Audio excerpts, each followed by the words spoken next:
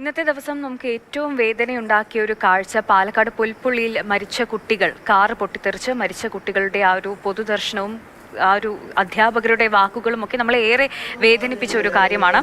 ആ കുട്ടികളുടെ മൃതദേഹം സംസ്കരിച്ചു. താവളം ഹോളി ട്രിനിറ്റി പള്ളിയിലായിരുന്നു സംസ്കാരം.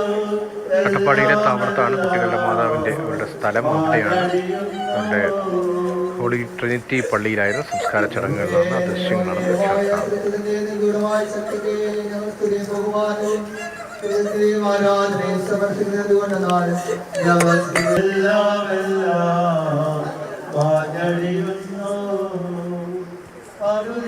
ശ്യാം പ്രസാദ് ഉത്തമൻ ചേരുന്നുണ്ട് വിവരങ്ങളുമായി. ശ്യാം, ആ കുഞ്ഞുങ്ങളെ ഒരു നോക്ക് കാണാൻ നിരവധി പേര് അവിടെ പൊതുദർശനത്തിനൊക്കെ എത്തിയിരുന്നു.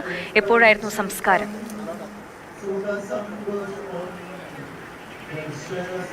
അല്പം മുമ്പായിരുന്നു ഇരുവരുടെയും സംസ്കാരം. അച്ഛൻ മാർട്ടിൻ മരിച്ചിട്ട് ഏകദേശം ഇന്ന് 60 ദിവസം പിന്നിടുന്നേയുള്ളൂ. അച്ഛൻ മാർട്ടിൻ്റെ ഈ കല്ലറയ്ക്ക് തൊട്ട് സമീപത്തായാണ് ഇരുവർക്കുമായി ഒരു കല്ലറയാണ് ഉണ്ടാക്കിയത്. ആ ഒരു കല്ലറയിൽ ആദ്യം ഈ ആൽഫ്രഡിനെയും തൊട്ട് പിന്നിലായി എമിലീനെയും ചേർത്ത് വെച്ചു. ഇതിന് മുമ്പേ തന്നെ ആ മുത്തശ്ശിയെ ഈ വീട്ടിലേക്ക് എത്തിച്ചിരുന്നു.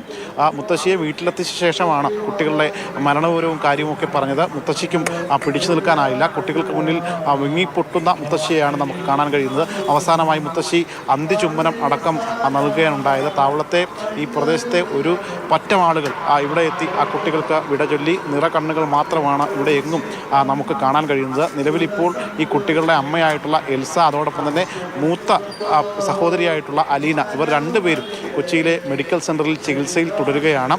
നിലവിൽ അവരുടെ ചികിത്സയുമായി ബന്ധപ്പെട്ട് വലിയ ഒരു സാമ്പത്തിക ബാധ്യത ഉണ്ട്. നിലവിൽ അതിനു വേണ്ടിയിട്ടുള്ള സാമ്പത്തിക സഹായങ്ങളുമൊക്കെ നാട്ടുകാർ കണ്ടെത്തുകയാണ്. വലിയ ഇപ്പോൾ ശുഭകരമായൊരു സൂചന എന്ന് പറയുന്നത് ഇരുവരും കണ്ണു തുറക്കുകയും മറ്റുമൊക്കെ ചെയ്തു എന്നാണ്. മക്കളെയാണ് ഇപ്പോൾ നിലവിൽ ഈ അമ്മ അന്വേഷിക്കുന്നത്. പക്ഷേ മക്കളുടെ മരണവിവരം നിലവിൽ ഇപ്പോഴും പറയാൻ സാധിച്ചിട്ടില്ല. ഏകദേശം 35% പൊള്ളൽ എൽസക്കേറ്റിട്ടുണ്ട്. ഇരുവർക്കും 70% പൊള്ളലേറ്റ കുട്ടികളാണ് ഇപ്പോൾ മരിച്ചത്. ഈ അച്ഛൻ്റെ ഈ കല്ലറയ്ക്ക് സമീപമായി തന്നെയാണ് ഇരുവരെയും ഇപ്പോൾ സംസ്കരിച്ചിരിക്കുന്നത്.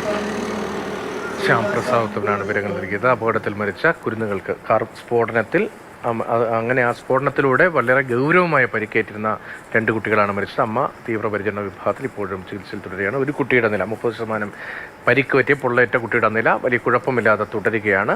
അമ്മയ്ക്ക് ഈ കുഞ്ഞുങ്ങൾ മരിച്ചു എന്ന വിവരം പോലും ഇതുവരെയും അമ്മയെ അറിയിച്ചിട്ടുമില്ല. അവർ അതീവ ഗുരുതരാവസ്ഥയിൽ തുടരുകയാണ്. 2 കുട്ടികളുടെ സംസ്കാര ചടങ്ങുകളാണ് നടന്നത്. ശ്യാം പ്രസാദ് ഉത്തമനാണ് ആ വിവരങ്ങൾ നൽകിയത്.